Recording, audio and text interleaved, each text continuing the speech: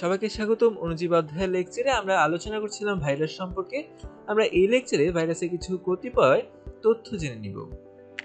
আমরা সাধারণত বলে থাকি ভাইরাস হলো নিউক্লিক অ্যাসিড এবং প্রোটিনের সমন্বয়ে গঠিত হয়ে থাকে। তো আমরা নিউক্লিক অ্যাসিডকে Na এবং প্রোটিনকে P দ্বারা প্রকাশ করছি, অর্থাৎ Na এবং P সমন্বয়ে হচ্ছে ভাইরাস গঠিত হয়ে থাকে।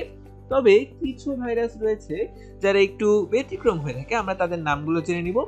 যে ভিরিয়ন, তা হলো নিউক্লিক অ্যাসিড ও প্রোটিন সমন্বয়ে গঠিত ভাইরাস, কিন্তু এখানে একটি ওয়ার্ড রয়েছে, তা হলো সংক্রমণক্ষম। যখন ভাইরাসটি নিউক্লিক অ্যাসিড অর্থাৎ Na এবং প্রোটিন অর্থাৎ P উভয় সমন্বয়ে গঠিত হওয়ার পরও সংক্রমণক্ষম ভাইরাস হয়ে থাকে, তখন আমরা তাকে বলে থাকি ভিরিয়ন ভাইরাস। এবারে আমরা চলে যাব নিউক্লিয় ক্যাপসিড কি।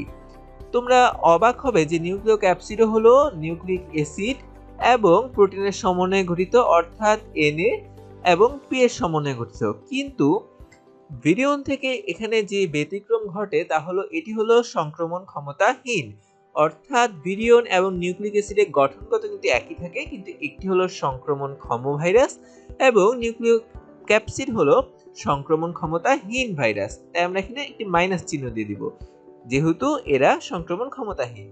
এর পরবর্তীতে আমরা চলে যাব ভিরিয়ড সম্পর্কে জানতে। ভিরিয়ড হলো শুধুমাত্র নিউক্লিক অ্যাসিড দিয়ে গঠিত, অর্থাৎ Na থাকবে, শুধুমাত্র Na হলো ভিরিয়ড। মনে রাখার জন্য আমরা এভাবে পড়তে পারি যে নিউক্লিক অ্যাসিড যেহেতু এখানে ড রয়েছে, তাই ভিরিয়ড অর্থাৎ লাস্টে ড রয়েছে, তাই আমরা এভাবে সহজভাবে মনে রাখতে পারি যে ভিরিয়ড হলো শুধুমাত্র নিউক্লিক অ্যাসিড দ্বারা গঠিত হয়ে থাকে। এর পরবর্তীতে আমরা চলে যাব প্রিয়নে। সেখানে দেখা যাচ্ছে যে শুধুমাত্র প্রোটিন নির্গত আবরণ দ্বারা গঠিত সংক্রমণক্ষম ভাইরাস হলো প্রিয়ন।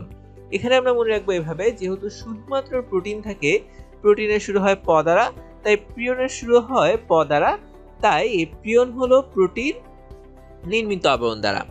এখানে আরো একটি বিষয় উল্লেখ্য ভিরিয়ড এবং প্রিয়নের ভিতরে, যে ভিরিয়ড হলো মূলত উদ্ভিদের রোগ সৃষ্টিকারী ভাইরাস এবং প্রিয়ন হলো মূলত প্রাণী দেহে রোগ সৃষ্টিকারী ভাইরাস। আমরা এভাবে মনে রাখতে পারি যে প্রিয়ন প দ্বারা, প্রাণী প দ্বারা, তাই প্রাণী দেহে রোগ সৃষ্টি করে প্রিয়ন, এবং ভিরিয়ড হচ্ছে উদ্ভিদের রোগ সৃষ্টি করে থাকে। তো প্রিয়নে যে রোগগুলো হয়ে থাকে তাও আমরা একবারে পড়ে নিব, যেন আমাদের পরীক্ষা আসলে সহজে উত্তর করতে পারি। তো আমরা এখানে দেখতে পাচ্ছি প্রিয়নে হয় ক্রুরো এবং ক্রুয়েটসফিল্ড রোগ, যা হলো মানুষের হয়ে থাকে। এই দুটি রোগ, ঠিক আছে, এই দুটি রোগ মানুষের হয়ে থাকে। পরবর্তী রোগটি আমরা দেখতে পাচ্ছি ম্যাড কাউ। ম্যাড কাউ নাম শুনে আমরা বুঝতে পারছি যে গরুর এই রোগটি হয়ে থাকে। এবং সর্বশেষ আমরা দেখতে পাচ্ছি স্ক্র্যাপি রোগ। এটি অত্যন্ত গুরুত্বপূর্ণ, আমি এখানে স্টার চিহ্ন দিয়ে দিচ্ছি, কেননা জাহাঙ্গীরনগর বিশ্ববিদ্যালয় সহ বিভিন্ন ভর্তি পরীক্ষায় স্ক্র্যাপি রোগ কার হয়ে থাকে বা কোন প্রাণীর স্ক্র্যাপি রোগ হয়ে থাকে বারবার প্রশ্ন এসে থাকে। তো এই স্ক্র্যাপি রোগ হয়ে থাকে মূলত ভেড়া ও ছাগলের। এবং একই সাথে আমরা এটাও জেনে নিচ্ছি কিন্তু যে স্ক্র্যাপি রোগ সৃষ্টিকারী ভাইরাস হলো প্রিয়ন। তার মানে আমরা একসাথে দুই ধরনের তথ্য জানছি। এরপরে আমরা চলে যাব কিছু সংজ্ঞা। ক্যাপসিড, ক্যাপসোমিয়ার, এনভেলাপ, এগুলো কি? ভাইরাসের প্রোটিন নির্মিত যে বাইরে একটি আবরণ থাকে তাকে বলা হয় ক্যাপসিড, ঠিক আছে। এই ক্যাপসিডের যে গঠনকারী একক থাকে তাকে আমরা বলি ক্যাপসোমিয়ার। ঠিক একইভাবে যখন এনভেলাপ হয়, ক্যাপসিডের বাহিরের যে লিপিড ও শর্করা নির্মিত আবরণ থাকে তাকে বলা হয় এনভেলাপ। আমি আরেকবার বলছি যে কিছু কিছু ভাইরাস কিন্তু আমরা আগেও পড়ে এসেছি যে তাদের প্রোটিন নির্মিত একটি বাহিরের আবরণ ছাড়াও আরো একটি বহি আবরণ থাকে। সেই বহি আবরণটি কিন্তু লিপিড এবং শর্করার হয়ে থাকে। আমি কিন্তু আগেও বলে এসেছি পূর্বের লেকচারগুলোতে, এই যে লিপিড এবং শর্করার যে আবরণ এক্সট্রা থাকে কিছু কিছু ভাইরাসে, সেই আবরণটি মূলত এনভেলাপ। এনভেলাপ মানে কি বুঝি আমরা? এনভেলাপ কিন্তু আমরা বুঝি যে চিঠির যে খাম, চিঠি কিন্তু মেইন অংশ, খাম হলো এক্সট্রা একটি অংশ।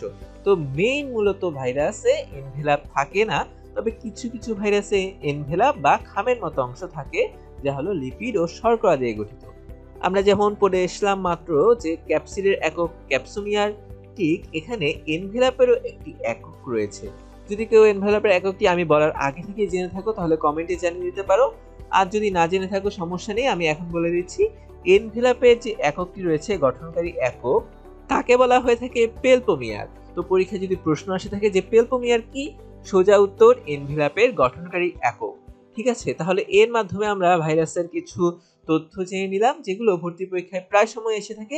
আশা করি এই লেকচারটির কোনো তথ্য তোমরা ভুলবে না, কেননা এখান থেকে সব সময় কোথাও না কোথাও প্রশ্ন এসে থাকে। এতক্ষণ সাথে থাকার জন্য অসংখ্য ধন্যবাদ। দেখা হচ্ছে পরবর্তী লেকচারে।